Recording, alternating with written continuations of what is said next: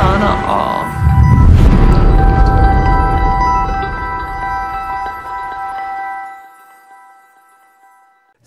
Hi guys, good morning. Kumusta po kayong lahat? It's me, Dugong Pinoy, nagbabalik po mga idol.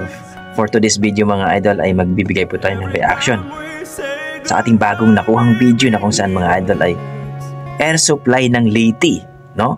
Kung nakaraan mga idol ay may air supply ng Mindanao, ito po air supply ng Leyte. So pakinggan yung mga idol kung gaano siya kalupit kumanta. Actually mga idol, medyo sabi ko nga parang kapareho talaga ng air supply So panoorin na natin mga idol kung ano masasabi niyo dito. So courtesy by Tito Yan Official Vlog. Ilagay ko na lang po ang kanyang link dito sa description mga idol. Please puntahan niyo po ang YouTube channel niya. Ang kumanta po nito mga idol si Eddie Bosque. So tara mga idol at panoorin natin kung paano niya kinanta ang ganitong ori ng kanta. Napakagaling talaga itong idol natin, bagong loading natin. Let's go mga idol.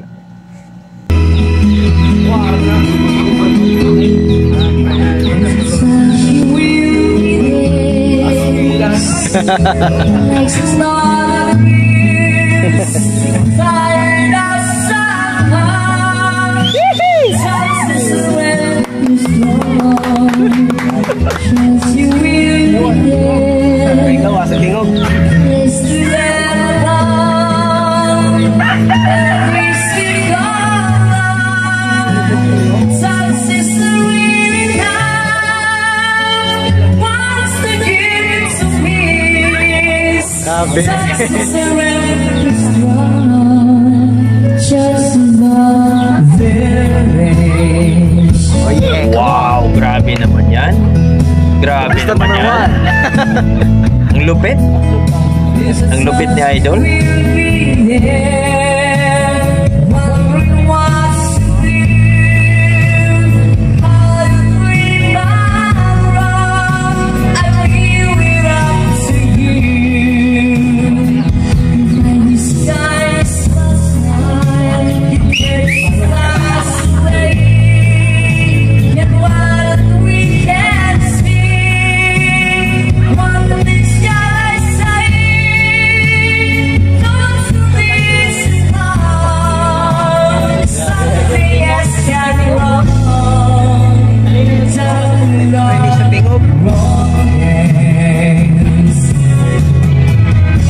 Lupit mo, Lodi.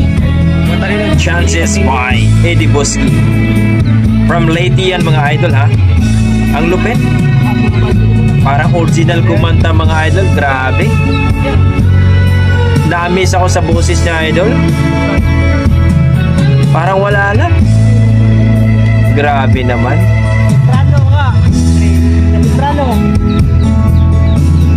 Grabe naman. Lupit, air supply talaga.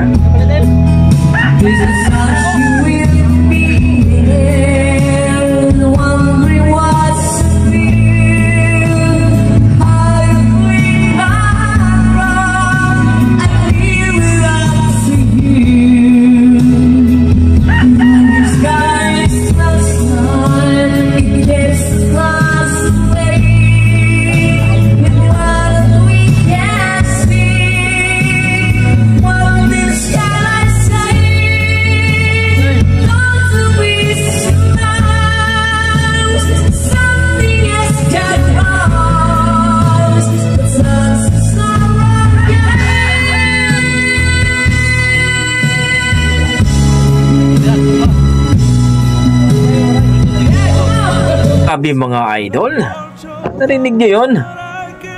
Eddie Bosque, diba? Ang lupit ng kinanta niya, Changes by Air Supply. So to, real talk tayo mga idol.